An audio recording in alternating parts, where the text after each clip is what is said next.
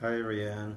Yes, my latest film project called 1312, They Came in Peace Before Columbus, is going to prove that 180 years before Christopher Columbus accidentally reached the Caribbean, the fleet from the Malian emperor that the Arab chroniclers recorded as having been sent across the Atlantic in 1311 and then again in 1312 did at least one of those ships reached Barbados. That is my theory, and I'm going to prove it in my film. Um, what I want the viewers to take from this is to realize that, especially for Africans in the diaspora, your history did not begin with slavery, and neither is that a unique tragedy to the African people.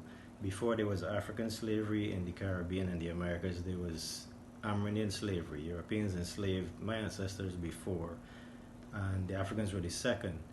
Um, and then, going back, the Romans basically enslaved every other white tribe in Europe 2,000 years ago. So slavery is a universal tragedy of mankind, but the chattel slavery that occurred, of course, was particularly obnoxious and genocidal.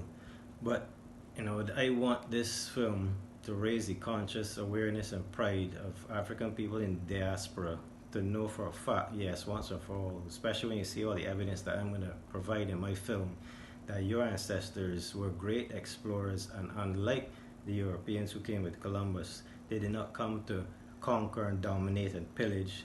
They came in peace to trade and be on a more equitable scale.